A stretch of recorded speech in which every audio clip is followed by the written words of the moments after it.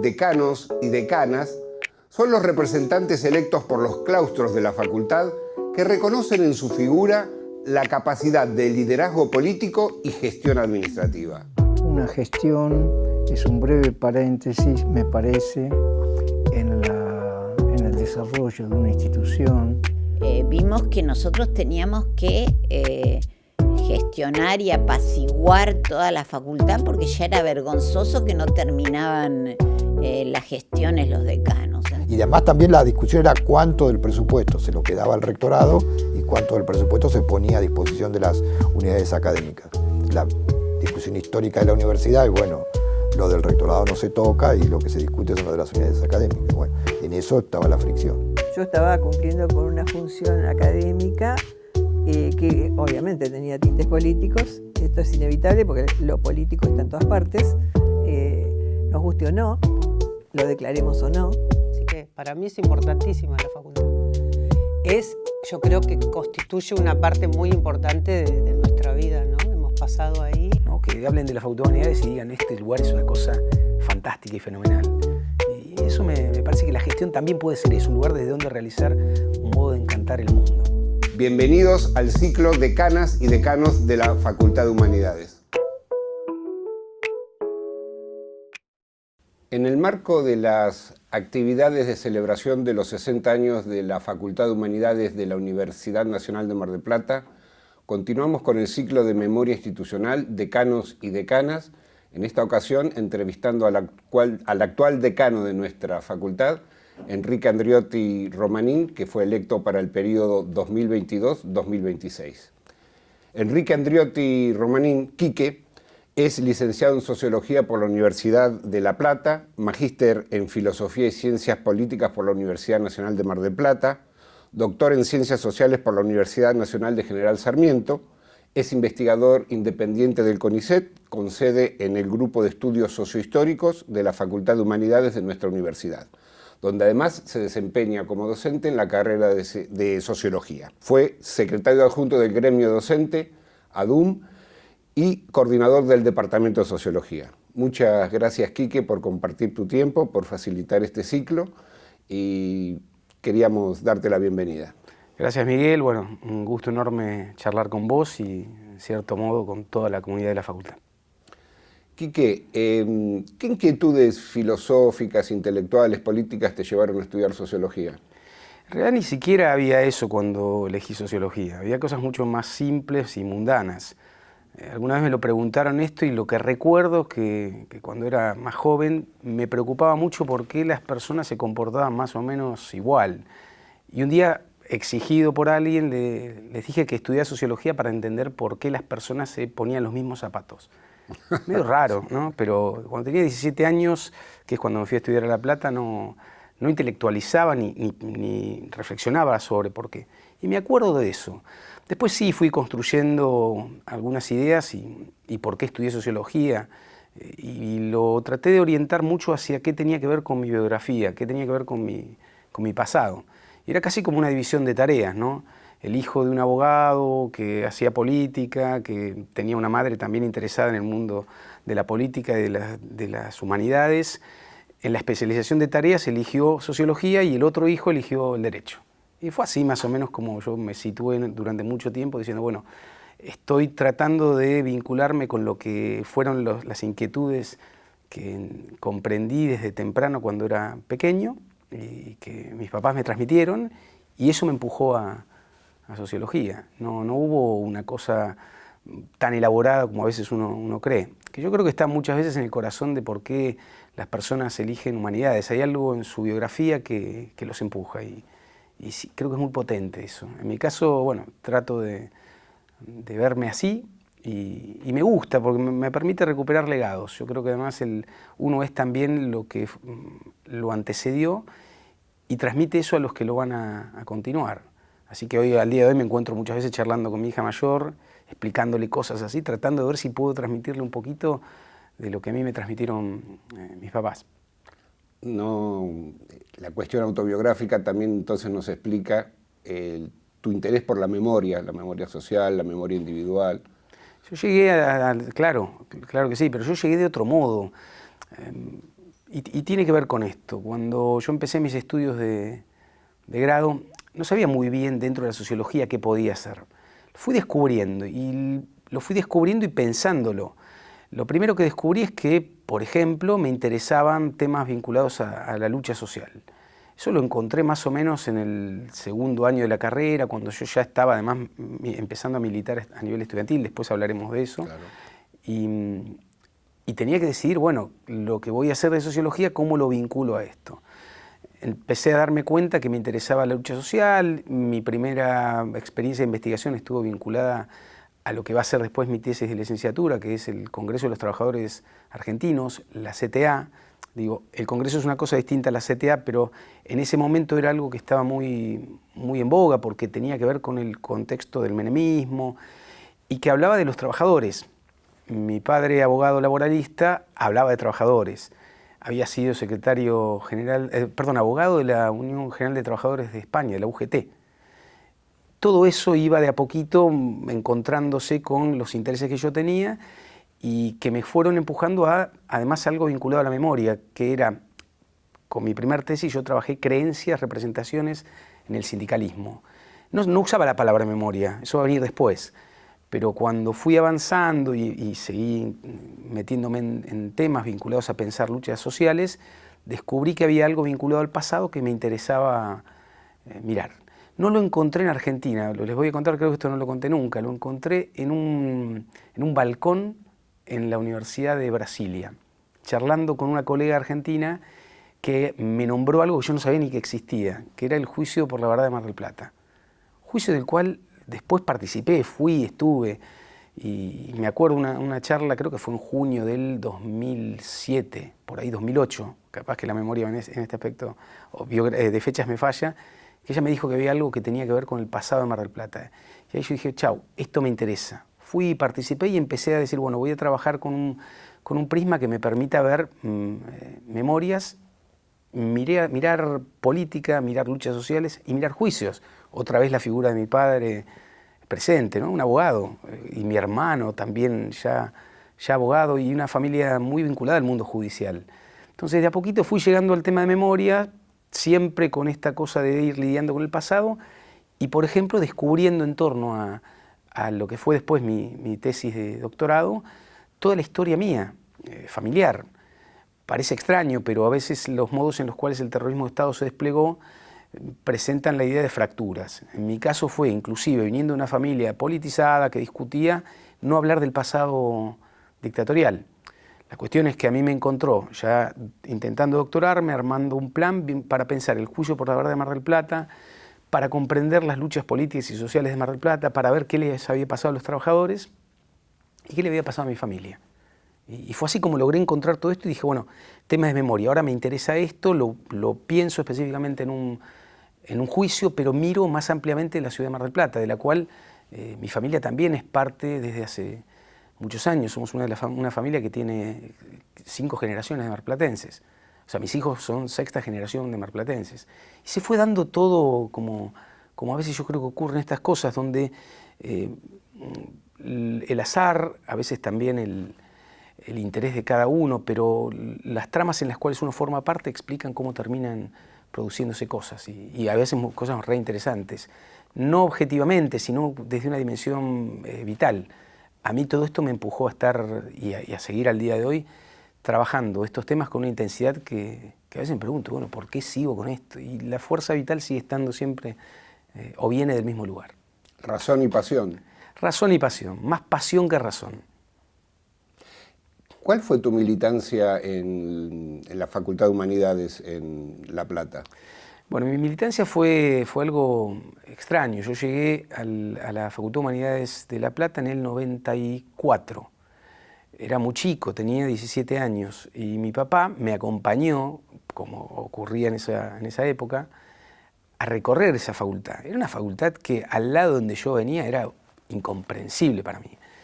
Pero curiosamente, cuando entramos, mi papá se encontró con alguien, con una persona que se llama Elian Rodríguez Di Domenico, que era el hijo de una persona que militaba con mi papá acá en Mar del Plata. Eran del Partido Intransigente, ellos. En realidad ya los vestigios que quedaban del Partido Intransigente, que se habían ido al Frente Grande.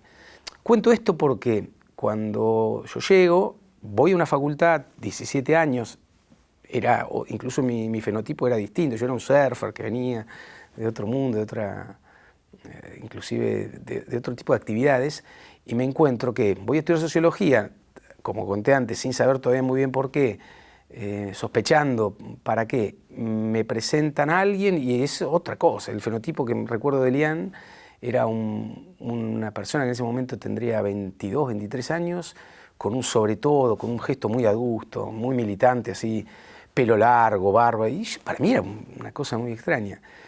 Eso quedó ahí. Arranqué sociología y con mi hermano y con algunos amigos nos tocó todo el proceso de lucha contra la educación superior de 1995. Y en ese momento se gestó la idea de que había que hacer algo. En una subcultura institucional que había en ese momento en la Facultad de Humanidades medio rara, porque convivía gente de la década de los 70, de los 80 y de los 90, y se dialogaba mucho. Entonces, algunos grupos de pibes y pibas en ese momento jóvenes, empezamos a dialogar con militantes de generaciones distintas, y ahí surgió la idea de armar algo. Armamos una agrupación política, una como tantas que aparecieron en esos años, pero que tenía la idea de ser una agrupación estudiantil. Y armamos una agrupación que se llama Utopía, que sigue al día de hoy, que ya lleva muchísimos años, que bueno, era medio rara, porque como reacción a lo que era el contexto institucional, donde había que discutir la política de los 70, de los 80, de los 90, y un contexto externo donde había que disputar con una mirada que era la cultura, sobre todo menemista, nosotros armamos una agrupación más o menos muy culturalista, que se dedicaba a hacer actividades de tango, de folclore. Yo aprendí a bailar, por ejemplo, tango y folclore en los pasillos de Humanidades hace muchos años, y mientras tanto íbamos discutiendo y debatiendo ideológicamente dónde situarnos. Antimenemistas, con distintas posiciones acerca de los años 70, de los 80 y los 90, y que además era hecha por mayormente pibes y pibas de 18 y 19 años. Éramos 4 cuando iniciamos, mi hermano y un amigo que sigue hoy y ahora está en Mar del Plata, que se llama Iván Tesari, en Derecho, y Ernesto Veteri, quien te habla, en la Facultad de Humanidades. O sea, facultad que además era un monstruo, era una cosa gigante. Y empezamos, y me dediqué muchos años, como en general suelo hacer bastantes de las cosas que hago, a tratar de que eso funcione. Y me acuerdo que mi recorrido era estudiar sociología, que yo no sé en qué momento estudiaba, pero meditaba desde que me levantaba hasta que me acostaba, todo el día. Y armé mi vida en una subcultura institucional donde además leía todo el tiempo, me preparaba para dar debates con gente más grande, digamos que además suponían tomar posición respecto a cosas que eran lejanas y que para otros era como estar hablarles de Marte. Siempre recuerdo las primeras veces que volví a Mar del Plata y hablaba con los amigos que tenía de acá. Y algunos me miraban como diciendo, ¿de qué me estás hablando? Yo les empezaba a hablar de Montoneros, de LERP, de cosas que eran realmente extrañas. Y bueno, fue así mi primer versión militante, que creo, y estoy convencido de esto, es la que me sigue acompañando en algún lugar aún hoy. Porque sigo leyendo los mismos temas, me gustan, y se fue brincando con el resto de intereses que tengo hoy intelectuales y académicos, pero que tiene también esa cosa de haber encontrado una llamita, una pasión que me acompaña aún hoy, y que lo digo pomposamente, que sigue siendo la de aquel chico de 17 años que quería cambiar algo. ¿Y eso cómo se fue articulando una vez que te empezaste a hacer tu tesis y fluiste hacia la especialización académica? Para mí fue bastante convergente.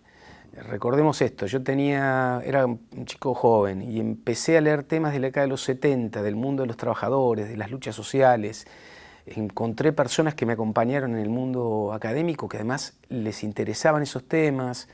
Mi primer gran mentor en esto fue una persona que se llama en realidad Emilio Cafasi.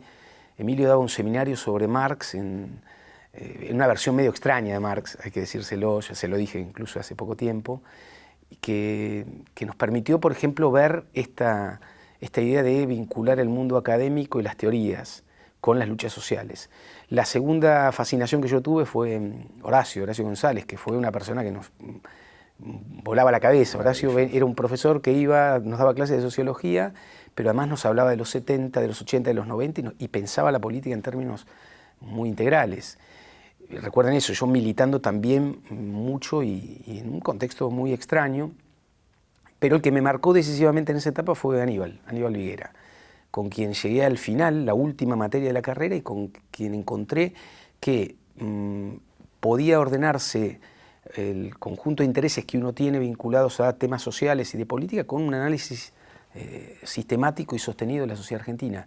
Con Aníbal trabajé mi tesis de grado y fue una persona que lo sigo viendo, cada tanto me encuentro con él, pero que creo que a mí y a muchos nos marcó un modo de vincular lo académico con lo político que estaba muy marcado por la idea de no separarlos, no escindirlos, ¿no? Yo creo que Aníbal en eso fue alguien que mostró mucha tolerancia a que uno pudiera ser una persona con determinadas miradas del mundo, de intereses, y volcar eso al mundo académico, que en ese entonces no todos pensaban así.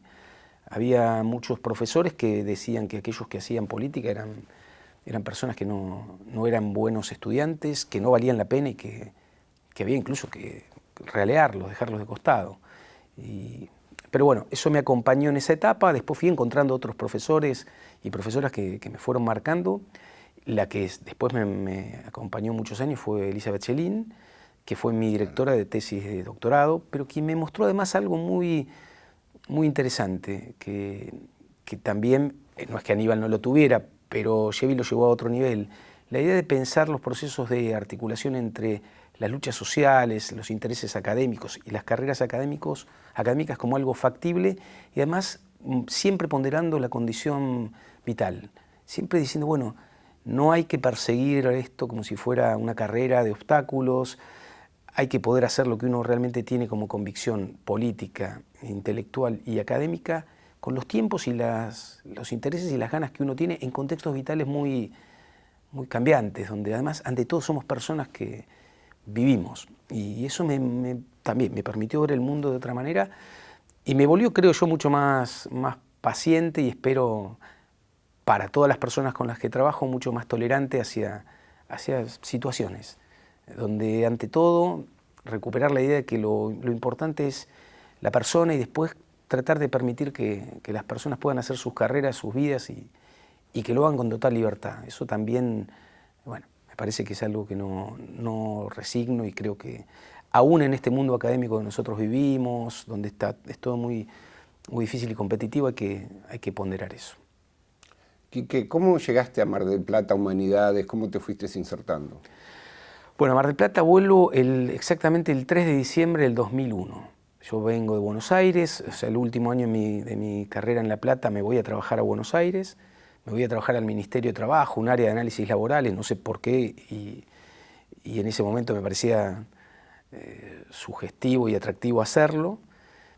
Estoy un año y digo, no quiero más, me quiero volver a Mar del Plata. Vuelvo el 3 de diciembre, entrego mi tesis y me vengo a trabajar, pero a trabajar de otra cosa. Trabajar vendiendo panchos en la costa, que es lo que hacía. Teníamos un emprendimiento con mi hermano y nos iba bastante bien. Hasta ese año que nos agarra una crisis brutal, pocos días después, en realidad. El 19-20 de diciembre empieza una crisis, a mí me encuentra vendiendo panchos, siempre cuento eso. Que supone que una vez que termina el verano, lo que antes tenía, que era un excedente de recursos que me generaba la playa, ese año no estaba. La renta veraniega. Claro, tuve que salir a trabajar de otras cosas. ¿De qué salí a trabajar? Lo primero que hice fue vincularme a un concejal que falleció hace poco tiempo, a Diego García Conde, y trabajé un tiempo como asesor de él. En ese interín dije, bueno, ¿qué quiero hacer? Me quiero dedicar a la vida académica y universitaria. Y empecé a tratar de contactarme con personas.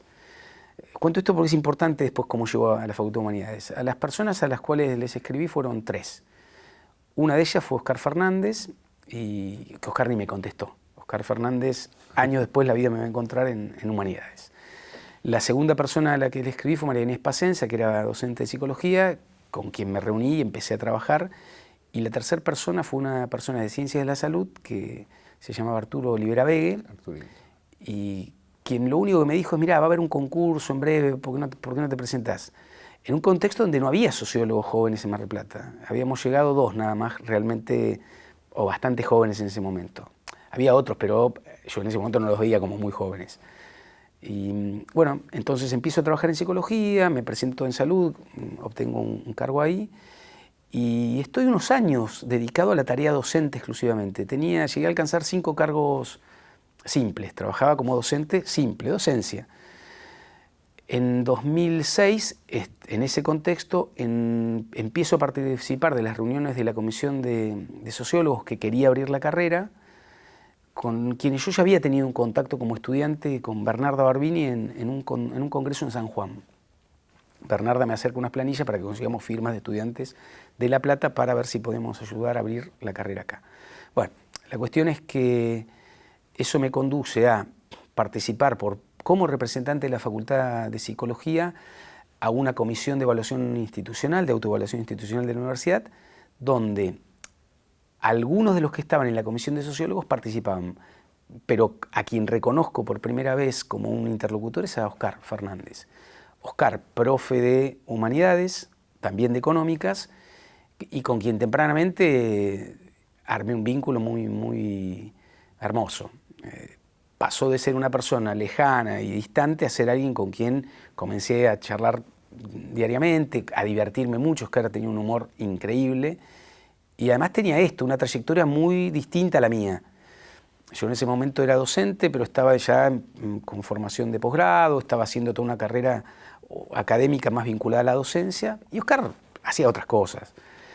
La cuestión es que en ese marco empieza a discutirse mucho dónde se abre sociología, la Facultad de Psicología por motivos distintos se corre del proyecto, se arma un debate muy grande al interior de la comunidad de sociólogos a dónde ir, con posiciones que son o vamos a la Facultad de Ciencias de la Salud o a Humanidades, y yo me vuelco a Humanidades, junto con Mónica Ruiz, Oscar Fernández y otros. María Laura Canestraro también forma parte de esta etapa. Decido acompañar el proyecto en Humanidades. Y es ahí donde vengo por primera vez a la Facultad de Humanidades. Yo ya estaba en Mar del Plata desde el año 2001 y no venía mucho. Había pasado una vez por la facultad, me equivoco, o me corrijo, había pasado a realizar un curso de posgrado. Me acuerdo de haber ido a la oficina de posgrado en ese entonces y era un lugar para mí raro y hostil. Vos pensás que voy a una Facultad de Humanidades a tomar un curso de sociología que venía por ADUM y me trataron medio mal, lo digo con mucha humildad. Dije, no voy más ahí. Entonces, y por eso hasta el 2006 no vuelvo a la facultad. Y vuelvo en el 2006 a una reunión que hacemos con Oscar Fernández en la facultad y con María Luz González Mezquita. En ese momento era parte de la gestión, era la decana, y estoy un rato nada más. Y no me sentí tampoco mucho más cómodo que la última vez, me sentí bastante incómodo.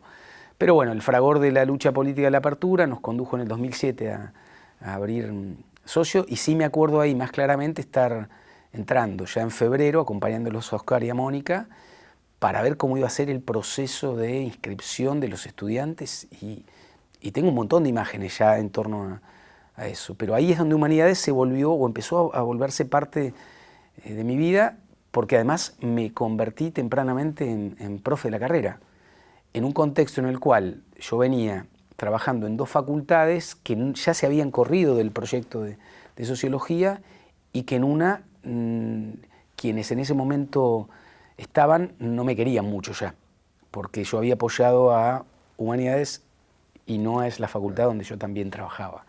Nada, esa fue mi llegada, y después pasé momentos muy gloriosos, los recuerdo realmente con mucho cariño, más allá de que tempranamente yo percibí que Humanidades en ese momento, y es una palabra poco académica, era un quilombo. En ese momento también, entonces, de surgimiento y de instauración de sociología en Humanidades, vos pasás a ser coordinador. ¿Qué experiencia de gestión te dio? ¿Qué recordás? ¿Qué aprendiste ahí? Bueno, lo primero que me gustaría contar es que no fue tan mecánico. Yo llegué a coordinador después de muchísimos problemas. en torno a sociología. Recordemos que en 2007 se abre la carrera, Oscar Fernández es el coordinador, Mónica Ruiz es la secretaria, y en enero del 2008, en realidad en diciembre del 2000, creo que es diciembre del 2007, en esto no tengo tan técnicamente, no me acuerdo la fecha, es capaz que debería, por ahí le pifio un poco. A fines del 2007, María Luz González Mezquita deja de ser decana y en enero del 2008 lo limitan en febrero del 2008, lo limitan al que era director, al que era coordinador, que era Oscar Fernández. Oscar Fernández me lo cuenta, me acuerdo dónde y cómo, tomando un café el 14 de enero del 2008 en Barco. Me invita, me dice, ¿qué? Vamos a tomar un café, te quiero contar algo. Me dice, mira, no voy a seguir. Yo, pero Oscar, negro, le decíamos, ¿cómo no vas a seguir? No puedo, me dice. Me van a limitar, se fue María Luz González, y los que van a venir no piensan lo mismo que pienso yo o que pensábamos para la carrera. Bueno, le digo, vamos a ver con qué nos encontramos. Yo en ese momento ya estaba metido como parte del sindicato. Había asumido hacía muy poco tiempo en la fiesta del 1 de diciembre del año anterior como secretario de organización de ADUM. Entonces digo, bueno, mirámoslo gremialmente, no sabemos qué va a pasar. La cuestión es que eso es enero del 2008, febrero también la limitan a Mónica Ruiz y empieza a haber todo un problema acerca de quién dirige la carrera. En un contexto donde la carrera tenía todos los profes de primer año y no tenía de segundo año. Aparece algo que decide la gestión en ese momento creo que es de Antonio Mana, creo que sí, primero Antonio y después va a ser Cristina Rosenthal, que ponen a otros 3 colegas a dirigir la carrera, en lo que nosotros llamábamos casi belicosamente el triunvirato. Son gente con la cual nos unía afecto, pero estábamos en lugares distintos, y esa experiencia dura muy poco, dura un mes. Cuando esa experiencia termina, me invita Cristina a charlar, me acuerdo como si fuera hoy, a una reunión donde voy a lo que era el viejo decanato de la Facultad de Humanidades, en torno a una mesa, estaban 14 personas y yo me senté ahí. Yo tenía 29 años en ese momento. Me siento y me dicen, bueno, ¿te querés hacer cargo vos de ser coordinador? Esto lo cuento muy pacíficamente, fue mucho más intenso. Claro, ¿cómo llegamos ahí? Yo no llegué tranquilo. Digo, bueno, dale, voy, pero hago las cosas a la manera que yo creo. ¿Qué es eso? Es permitir que entre gente. No tenemos sociólogos, necesitamos que entren sociólogos y trataremos de vincularnos con los que trabajan y hacen sociología en la facultad de la mejor manera posible. En un contexto donde había mucha gente que hacía cosas muy, muy parecidas, pero proveniendo de otras disciplinas, y que si no se procesaba bien se podía volver un problema. ¿Qué pasó después? Que es que como una oposición entre los sociólogos y los no sociólogos. Yo creo que fue más inducido de lo que algunos realmente creíamos. Personalmente yo vengo con una formación muy vinculada a la historia. Soy un sociólogo que mira en términos históricos. Hay otros colegas que no. Pero acá llegamos y eso no se pudo traducir tempranamente. Entonces, arranco como coordinador en el 2008 y la sensación que tengo que era un caos. Mi gran aprendizaje, y ahí voy a responder lo que vos me preguntás, fue la idea de pensar que era necesario tener un clima institucional distinto. Siempre me acuerdo de eso, decir, bueno, ¿cómo se hace para cambiar un clima institucional que no permite que se pueda trabajar tranquilo? Y fue una gran preocupación durante mucho tiempo.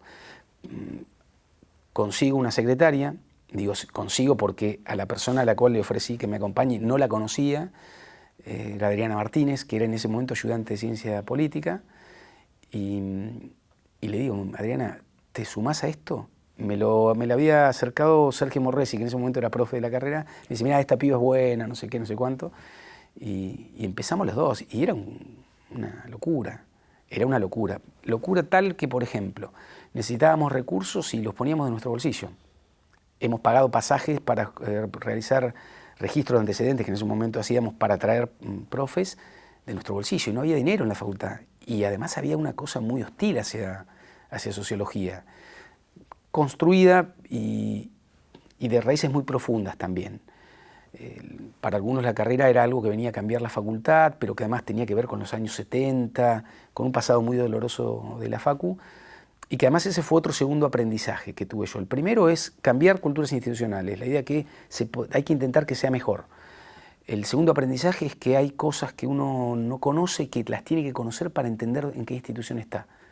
Yo no podía entender por qué había tanto encono con sociología, porque no conocía la historia.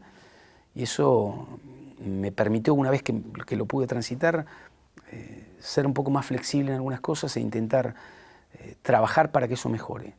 Lo tercero también que aprendí en ese contexto es que cuando uno tiene un conjunto de ideas, tiene que estar dispuesto a pagar costos. El aprendizaje institucional de esa posición fue que, bueno, realizar lo que uno cree que hay que hacer te pone y te enfrenta a personas, bajo la idea de que ese costo hay que estar dispuesto a asumirlo cuando uno hace gestión. Un conflicto. Un conflicto, porque además son conflictos distintos, no son conflictos que se traducen en términos impersonales. En la universidad los conflictos muchas veces se traducen en términos casi de persona a persona, como si fuera algo que hay un interés, que vos querés dañar a alguien, se procesan así. Y entendí que eso hay que tratar siempre de que no suceda, con lo difícil que es. Lo último que aprendí en ese momento es que si hay algo que yo no volvería a hacer en términos de gestión, ser coordinador o director de un departamento. Porque el nivel de demanda que tenía era tan grande que era imposible de soportar.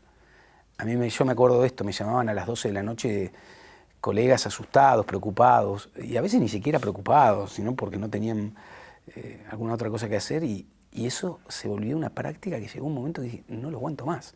Entonces, también entendí de cara a eso que cuando uno hace gestión debe lograr algún vínculo que sea lo más sano posible y que permita que uno pueda desplegar otras cosas de su vida, porque si no la gestión se vuelve lo único en la vida y para mí no estaba bien. Cumplí con eso, nunca más volví a ser director de carrera, ni lo volveré a hacer, y entiendo que en gestión logré, o estoy tratando, creo hasta ahora exitosamente, de ser un decano en el cual su vida transite por otros niveles también, que no sea ser decano lo único que me consuma el tiempo. Y bueno, es eso. Y quería preguntarte, en base a esta experiencia, también aprendiste a manejar presupuesto, porque estaban los programas del ministerio, distribuir, administrar la escasez. No lo aprendí, voy a ser honesto, no lo aprendí ahí. Lo aprendí después. ¿Por qué? Porque tiene que ver con cómo en ese momento la facultad se vinculaba con los departamentos. Sociología era para la facultad algo que había traído recursos, pero que no tenía que tener acceso a lo que en ese momento los recursos suponían. Tenía que ser objeto de una negociación todo el tiempo de qué cosas se necesitaban. Yo no sabía, por ejemplo, que el programa de contrato que teníamos establecía una cantidad de cargos que podíamos pedir y exigir que sean efectivos, sino que para mí se presentaba como un horizonte al cual aspirar, pero que había que negociar todo el tiempo. Es decir, yo me sentaba con Cristina, también en ese momento con Luis Porta, que era secretario académico, y les decía, bueno, necesitamos tantos profes. Y ellos me decían, no, hay menos.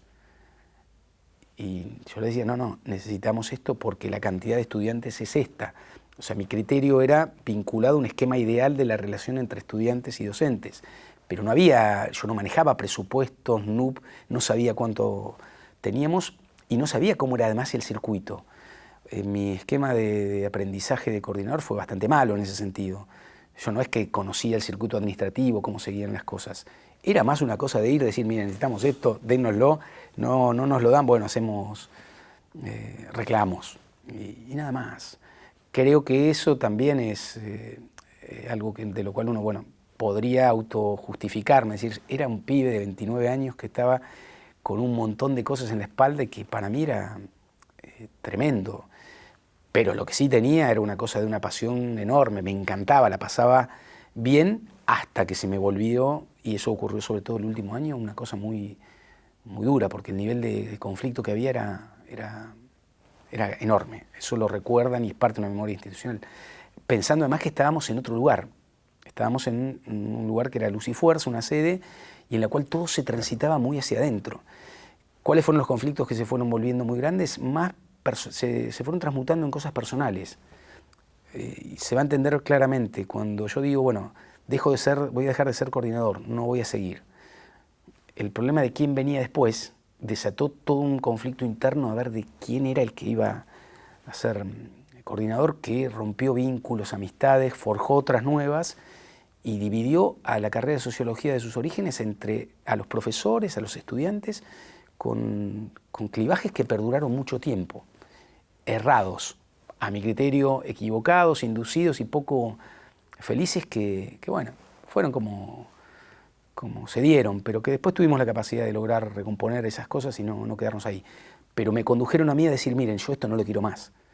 Y por supuesto, vuelvo a lo que era tu pregunta. También decidí en ese momento y pensé que me iba a tener que preparar algún día para poder entender un poco más esto. No tanto ya por la facultad, sino más bien porque en ese momento iniciaba otro camino en una etapa que yo venía transitando en el sindicato. Cuando dejo de ser coordinador de sociología paso a ser secretario adjunto de ADUM. Y ahí empecé a entender un poco más de, bueno, cómo mirar lo presupuestario, qué importa. O sea, mi aprendizaje de eso vino por fuera de la facultad. No lo aprendí en gestión en la facultad. ¿Qué cargos ocupaste en tu carrera sindical? Hice todos los cargos posibles, a escala del sindicato local. Empecé como delegado en psicología, después fui secretario de organización, fui secretario de coordinación, después fui secretario adjunto, secretario general y secretario adjunto de vuelta. O sea, estuve 17 años como transitando mi mundo sindical. Y para mí es una experiencia también que me marcó muchísimo y que me permitió entender el mundo universitario desde otro lado. Yo, por ejemplo, había visto la Facultad de Humanidades como coordinador, conocía otras unidades académicas y empecé a ver a la Facultad de Humanidades y a otras unidades académicas desde el mundo sindical. Y hay un montón de diferencias, pero hay cosas que son compartidas. Cómo el cuerpo docente mira la universidad, cómo miran su carrera, los conflictos que hay. Bueno, eso lo aprendí mucho más en el sindicato, desde una mirada de aprendizaje, pero lo viví muy intensamente en la Facultad de Humanidades. Y eso fue un largo recorrido que me acompañó hasta el 2021, que es cuando yo asumo como decano de la facultad, siendo un decano medio raro, porque no tenía, como se desprende de lo que vengo contando, un recorrido de gestión en la facultad. Y mal o bien, creo que eso puede haber sido una desventaja en algunas cosas, pero en otras seguramente fue una ventaja, que me permitió no estar tan atado a los procedimientos y a los sistemas que la facu tenía y que imponía como manera de ver el mundo. Y bueno, ese fue mi recorrido. Sin embargo, hay una trayectoria de gestión en el gremio, ¿no? Eso, ¿qué mirada devolvés de lo que te dejó para después la gestión en la facultad? Bueno, ¿qué aprendiste y qué podés estar aplicando? Aprendí muchísimo. Aprendí básicamente todo lo que eran las maneras de establecer esquemas de cátedra. Vi muchos modelos de funcionamiento de carreras. Aprendí mucho acerca del funcionamiento de las universidades. Aprendí mucho del funcionamiento de las facultades. Y creo que ahí tuve una mirada global de lo que es el sistema universitario argentino y lo que es la Universidad de Mar del Plata. Después también aprendí mucho de las relaciones interpersonales, de cómo manejar conflictos, porque en el sindicato hay mucho de conflictividad, de lo que le pasa a las personas en términos de relaciones interpersonales. También miré y descubrí mucho cómo es la idiosincrasia de las carreras académicas, que en simultáneo yo las estaba haciendo, ahí voy agregando cosas. Era una persona que tenía un mundo académico, que ya era profe en humanidades, que había empezado mi carrera en el CONICET, entré en el 2012, asumí como investigador asistente del CONICET, también algo raro, yo no había hecho nunca ni becas, pasé de ser docente a investigador asistente del CONICET. Y además era gremialista, entonces esos tres mundos iban a la par y de cada uno iba aprendiendo cosas.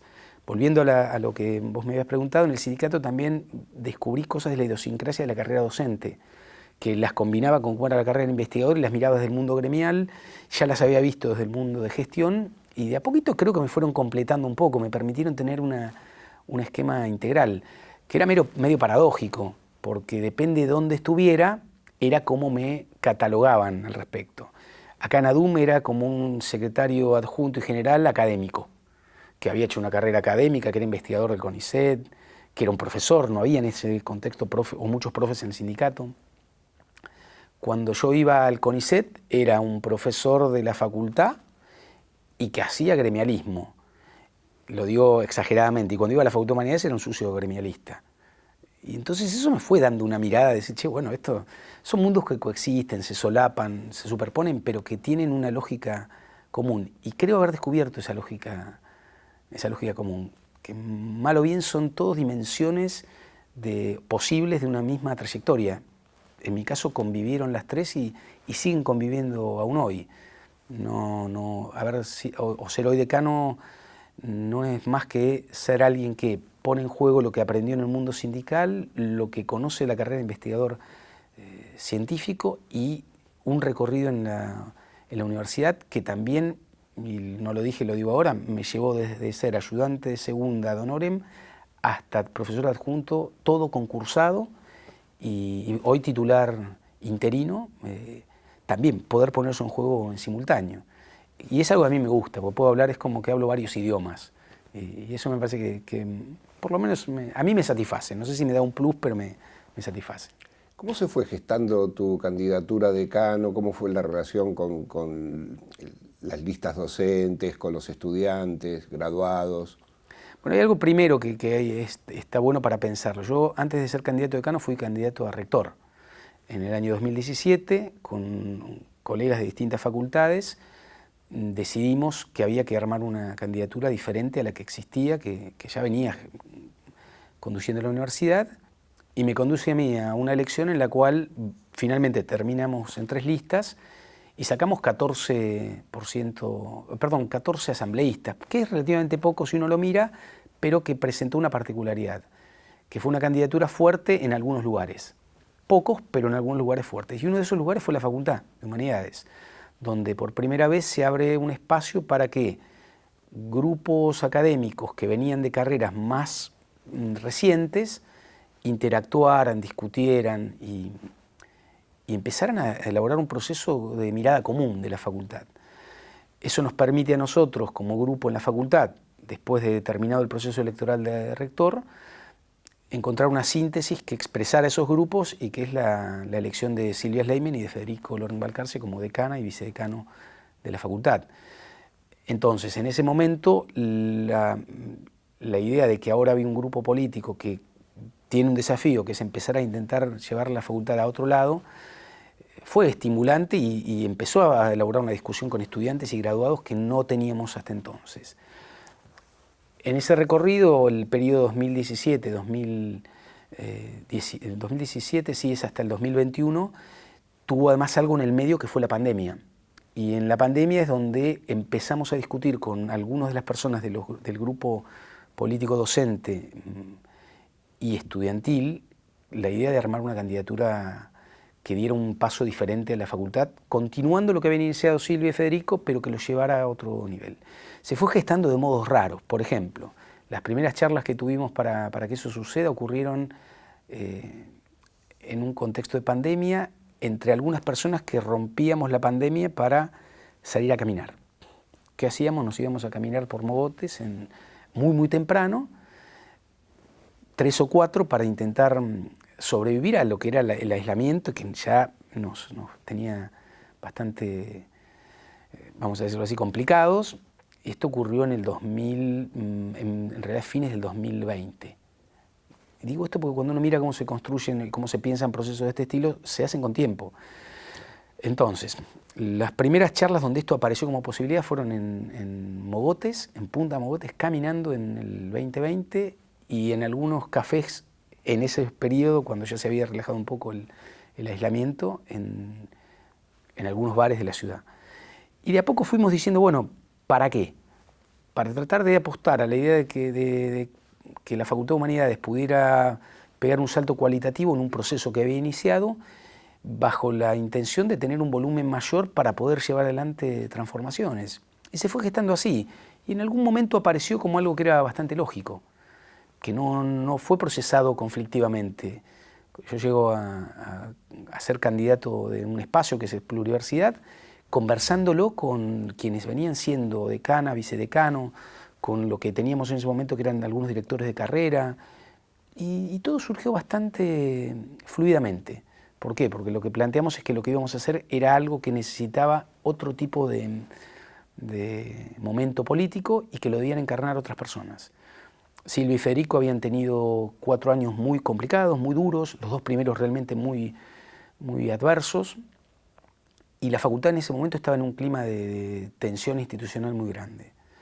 Tensión institucional que tenía que ver con que los actores que realizaban la política universitaria por entonces no había diálogo, no tenían diálogo. Sesiones de consejo académico de 6 horas, con niveles de conflictividad grandes, con amenazas de que la Facultad de Humanidades volviera a un ciclo de conflicto como el que había tenido, con tomas, y dijimos, bueno, es momento de terminar con eso, hay que ir a otra cosa. Y eso va a explicar después decisiones que se tomaron, que algunas personas no entendieron al principio, pero nosotros las teníamos ya conversadas, pensadas y dispuestas a ejecutar. Y fue así como fui llegando, y además con una cosa que para mí fue extraña, era como intentar decir, bueno, ahora me vuelco a otro mundo, pero voy a ese mundo con lo que soy. Yo no llegué a ser decano de la Facultad de Humanidades por haber hecho el recorrido institucional que uno a veces piensa, es director de departamento, consejero académico, consejero superior, decano. No, yo vine de otro modo y bueno, así llegué, ¿no? Bien o mal, qué sé yo, esa fue la forma. Podemos pensar tu candidatura y del grupo que te acompaña, si bien es diverso, pero de transición generacional. Bueno, algo de eso hay. Yo creo que eso nos fuimos dando cuenta también en el recorrido de la política académica y cómo se fue conformando esto. No tengo ninguna duda que una de las cosas que nosotros conversamos y habíamos charlado entre quienes veníamos pensando esto era que debíamos ser quienes le abriéramos a muchos en la facultad un lugar y que trajéramos a otros que se habían ido. La imagen que nosotros teníamos era una Facultad de Humanidades que era muy dura con quienes la habitaban y sobre todo con aquellos que ocupaban posiciones más recientes en la estructura de cargos docentes. Mirábamos como una facultad que era muy grande ya, pero que se pensaba como muy chiquitita y, vamos a decirlo así, conducida por un elenco muy estable de la política institucional. Eso lo empezamos a intentar romper en 2017, cuando Silvia y Federico empiezan a conducir la facultad, con la idea de empezar a desarmar eso, y nosotros cuando asumimos en el 2021 teníamos la idea de decir, bueno, ahora es también un momento de abrirle camino a otros. No significaba que ese grupo por ahí llegara rápidamente a ocupar posiciones y lugares, aunque tomamos un montón de decisiones al respecto, tratamos de abrir cargos de secretarías y de lugares a muchos jóvenes que ya tenían carreras académicas, pero que no se imaginaban que esto podía ocurrir en la facultad, pero sí nos sorprendió que nuestra meta, que era lograr eso en 4 años, se fue acelerando y rápidamente ya lo que es los 2 primeros años de gestión, la generación de hombres y mujeres de 40 años empezó a ocupar cada vez más lugares en la facu, y es la que nosotros entendemos y seguimos pensando que es la que tiene que hacerse cargo de los destinos de la facultad. Pero para que eso suceda hay que reconocerlos, que existen, que están, darles el lugar que pueden ocupar, y en un contexto donde además también fue pasando algo, que es que empezó a darse la retirada de los profes más antiguos.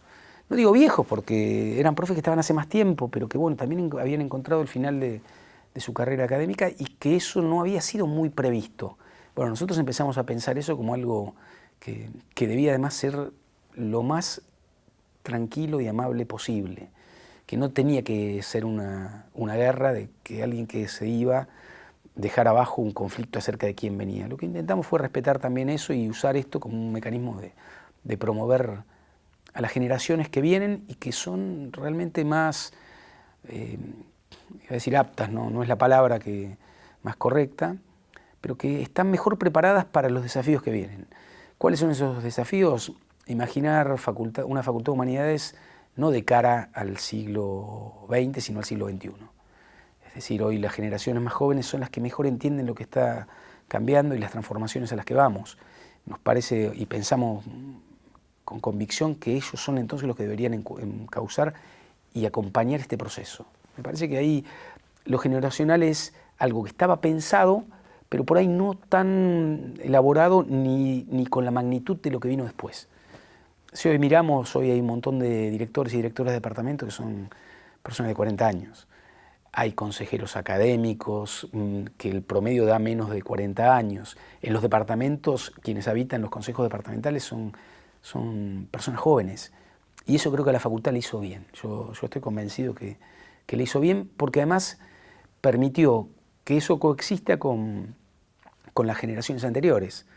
Es como si de golpe hubiéramos logrado entender que nos convenía a todos estar juntos y acercarnos. Y es lo que está pasando. No fue fácil, hubo decisiones a tomar que nos permitieron que esto fuera más rápido, pero yo creo que estamos en ese momento hoy. Y también con un legado, con una reparación de el daño que le hizo la dictadura y el autoritarismo a nuestra facultad con el cierre de carreras, bueno, está teniendo en tu gestión una resolución. Bueno, lo teníamos que hacer, lo teníamos que hacer porque además creo que hace tiempo la facultad ese debate lo había empezado a resolver. A mí me toca cerrar ese ciclo, yo o a mi gestión, con la apertura de antropología, la facultad vuelve a estar completa, pero me parece que pega un salto mayor porque empieza a mirar su historia y empieza a reconocer lo que es esa historia. Cuando apareció la idea de pensar la historia de la Facultad de Humanidades, de reconstruirnos el nosotros, era también darnos cuenta de cómo puede ser que hoy tengamos una facultad tan grande como lo que es y que no vino de la nada, viene de una larga historia. Y eso nos condujo a algunas ideas que no fueron una elaboración de una persona, que fueron dándose de, por ejemplo, bueno, vamos a ponerle un nombre, pero primero tenemos que tener una fecha. ¿Cuál es la fecha de origen? Vamos a ver si podemos reconstruir la historia institucional, charlar, convocar, invitar a quienes la hicieron. Que no es fácil, porque vos decís, bueno, tengo que sentar a los decanos y decanas que vivieron conflictos y batallas tremendas en una misma mesa para proponerles un camino común. Bueno, lo pudimos hacer. Y yo creo que también, o me gusta pensar que con el tiempo todos nos dimos cuenta que esta facultad es lo que es por el resultado y lo que cada uno pudo aportar, más o menos, pero que todos son los que contribuyeron a que esto sea lo que es hoy. Hoy la Facultad de Humanidades es la facultad más grande de la Universidad de Mar del Plata. Y en todo lo que quieran ver, si es en estudiantes, en docentes, en investigación, en extensión, en todo. Me parece que ahí también tiene que ver con esto, bueno, vincularnos con nosotros, con los otros, con nuestra historia y pensando la proyección de futuro. Ahí se articulan de lo que venimos charlando. Bueno, ¿qué generación es la que le toca a la Facultad de Humanidades o le va a tocar? La que está entrando, la que se está haciendo cargo hoy. ¿Cómo lo va a hacer? Mirando el pasado. ¿Con quiénes? Con quienes están.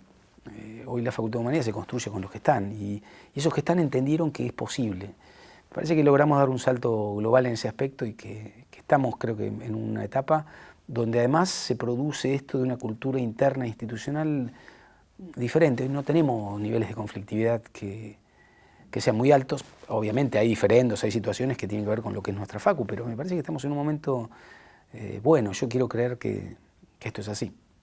Como parte de estas instancias que nos explicaste recientemente, surgió la convocatoria de la Comisión de Historia de la Facultad, donde además de esta concordia entre gestiones que hacen a la trayectoria, surgió también la figura de Coca Maggi como un referente para estos tiempos. Mira, me parece que eso es algo que logramos sintetizar con el trabajo de varios.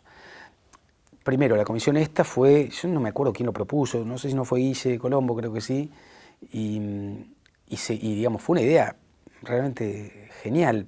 Mi idea inicial no era tan amplia. A ver, yo tenía la idea de armar un consejo de decanos, de convocar a los decanos. Esa sí fue mía. Pero Guille la transmutó en, bueno, no convoquemos solo a los decanos, convoquémoslos y convoquemos a otros para hacer otra cosa. ¿Para hacer qué? Para hacer una historia de la facultad, y en donde todos nos dimos cuenta que había algo que podía ser importante y que no era solo traer a Coca Maggi a nuestro universo, sino era decir, bueno, Coca es de humanidades. ¿Por qué digo traerla? Porque Coca es parte de la Universidad de Mar del Plata. De hecho, el aula magna de la universidad se llama Coca Maggi. Pero una cosa es que sea de la universidad y otra es que humanidades la reconozca como propia. Y me parece que Coca empezó, cuando vimos la figura y descubrimos cosas en torno a ella, a constituir una síntesis para todos nosotros. Y estoy convencido que eso explica por qué cuando le pusimos el nombre a nuestra sede eso tuvo tan buena recepción, por qué cada vez más encontramos a estudiantes que la reivindican. Por ejemplo, en el acto protocolar de graduación, no este último, sino el anterior, una estudiante de la facultad habló de Coca Maggi. Eso no sucedía, no era tan habitual. Yo por lo menos no me acuerdo que eso haya sucedido. Y creo que digamos, se fue dando esto. Y tengo la sensación de que estamos en ese camino que recién arranca. Pero que tiene que ver con esto. Bueno, la Facultad de Humanidades logró entender su historia, o lo está tratando de entender, se da cuenta de dónde está parada y se ve como lo que es. Una facultad que debe enorgullecer al conjunto de la Universidad de Mar del Plata. Me parece que eso a mí personalmente me da un nivel de satisfacción muy, muy grande. ¿Qué es para vos la gestión? ¿Qué debe ser? ¿Qué es lo que podés hacer? ¿Qué es la ambición para todos? ¿Qué es lo que hay que negociar con la realidad, con la escasez? Bueno, es una pregunta amplia, pero te diría, primero, la gestión es algo que a mí me sorprendió, porque yo pensaba la gestión como un ámbito mucho más de tarea burocrática y de desarrollo de procesos que no tienen mucho margen de acción. Y lo que me sorprendió es que si uno piensa y está decidido, hay cosas que se pueden hacer. Entonces me parece un lugar de posibilidad de promover transformaciones. Sigo pensando que es un lugar en el cual yo no pensé que era tan así, pero descubrí que se pueden cambiar un montón de cosas. Y me parece que en ese plano me da cierta gratificación. Lo segundo que pienso de la gestión es que es un lugar que en realidad suponen posiciones, pero que pueden generar también instancias de colaboración. Es un lugar que hoy disfruto. Yo lo disfruto. Realmente no me resulta un lugar hostil ni un proceso hostil. Y por supuesto sí, lo otro es un lugar en el cual, o una posición, o un sistema de posiciones que tienen que lidiar con historias, con trayectorias, con restricciones, pero que también pueden suponer la posibilidad de hacer un viejo anhelo que proviene de un autor de la sociología, que es la idea de encantar el mundo. Es un lugar desde el cual el mundo también se puede encantar. Se puede volver algo mágico y si se quiere hasta ciertamente misterioso, que conmueva y convoque a otros. Y la quiero ver así porque creo que es lo que estamos intentando hacer. La idea de decir, bueno, la Facultad de Humanidades es que deje de ser solamente, y esto suena muy pretencioso, un conjunto de realidades, sino que pase a ser también un lugar casi mitológico, ¿no? Que hablen de la Facultad de Humanidades y digan, este lugar es una cosa fantástica y fenomenal. Y eso me parece que la gestión también puede ser eso, un lugar desde donde realizar un modo de encantar el mundo. Darle una encarnadura humana al concepto de la burocracia, ¿no? Eso tan sociológico. Sí, es un concepto tremendo. Vos pensame a mí, un sociólogo que es decano y busca las burocracias, pero cuando vas ahí encontrás que además son otra cosa, hay personas, son trabajadores que, por ejemplo, tienen mucho más potencia y capacidad de acción de lo que a veces otros imaginan. Yo los destaco porque haber encontrado en el mundo de los trabajadores de la Facultad de Humanidades personas con un nivel de compromiso como el que tienen, me parece que no es muchas veces reconocido. Para eso lo que también uno tiene que mirar y poner en juego es cómo piensa el mundo de los vínculos.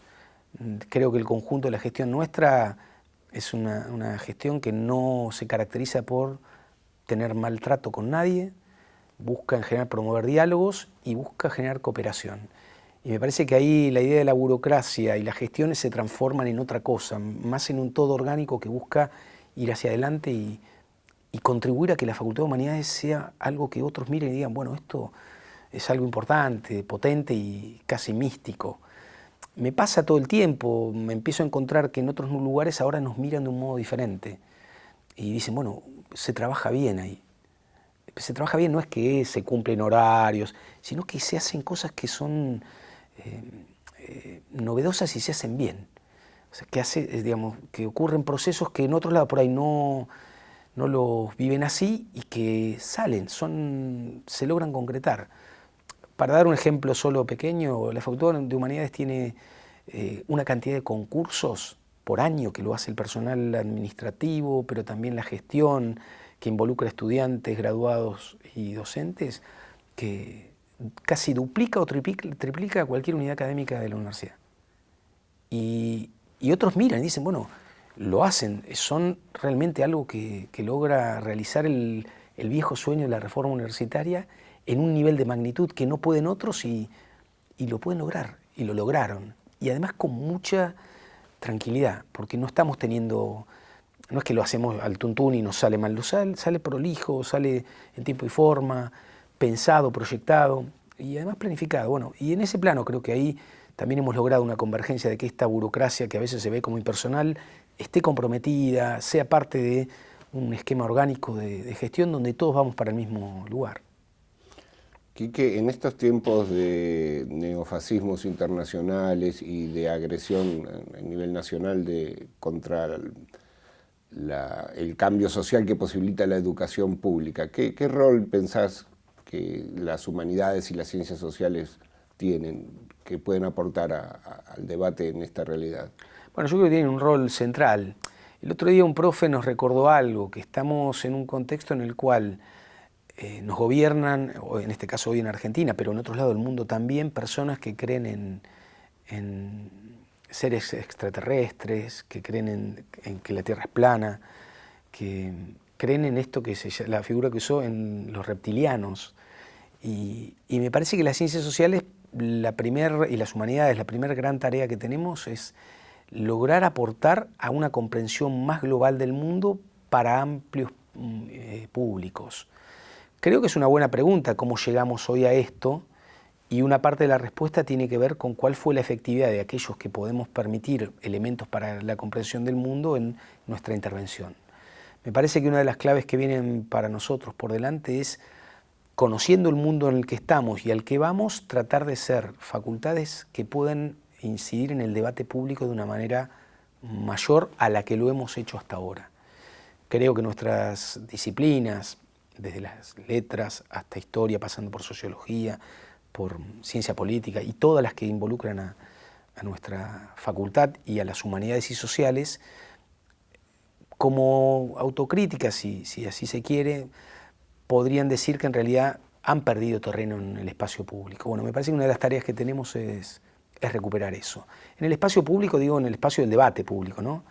Yo creo que tenemos muchos hombres y mujeres que pueden perfectamente colaborar y contribuir a mejorar un debate que en términos ciudadanos nos eleve un poco a cómo estamos hoy. Estoy convencido que tenemos con qué, pero es una tarea que primero supone ir abandonando algunas imágenes que tenemos de nosotros mismos, que son, por ejemplo, que somos profesores, que de lo único que hacemos es transmitir saberes disciplinares, sino que tenemos que empezar a mirarnos como profesores en un concepto integral. Profesores que realizan su trabajo, que debaten, discuten, que conocen, que están formados, preparados. Eso ya lo somos y tenemos mucho y muy bueno, pero ahora tenemos que reconocernos también como personas que intervienen en el debate público y todo el tiempo. Articuladores. Sí, como embajadores, si se quiere, del mundo académico, también en un mundo que a veces nos mira de lejos, pero que nos sigue reconociendo un lugar. A mí me gusta mucho cuando se discute en la universidad de cómo debe posicionarse, y algunos dicen, bueno, no hay que meternos en el mundo de la política. Yo lo que digo, pero si la sociedad a nosotros nos demanda nos ubica en un lugar y nos demanda como el lugar en donde está el conocimiento y aquellos que le pueden permitir comprender un poco mejor el mundo, ¿cómo vamos a abjurar de que tenemos que ocupar también un lugar en el debate político? Me parece que ahí nos autocercenamos eso y tiene muchas explicaciones de cómo se llegó a esta situación. Creo que una de las tareas que tenemos es ocupar ese lugar y de ahí en adelante contribuir a mejorar el debate cívico, que yo creo que en Argentina y en muchos lugares del mundo realmente está en un nivel muy, muy bajo. Si logramos eso, creo que vamos a contribuir a la posibilidad de sociedades un poco mejores, que sigue siendo por lo menos el sueño que a mí me mueve, que es el mismo del militante joven que fui, que en algún lado está. Utopías, ¿no? De generar y seguir trabajando para cambiar un poquito más el mundo, bajo la idea de que la utopía es, como dijo alguna vez Galeano, es algo que está ahí, que hay que poder caminar hacia eso aunque no se llegue. Bueno, Quique, muchas gracias por compartir tu tiempo, tus recuerdos que nos permiten reconstruir la memoria institucional de nuestra querida facultad. Muchas gracias. Gracias, Miguel, y bueno, un saludo para todos y todas que en algún momento nos verán.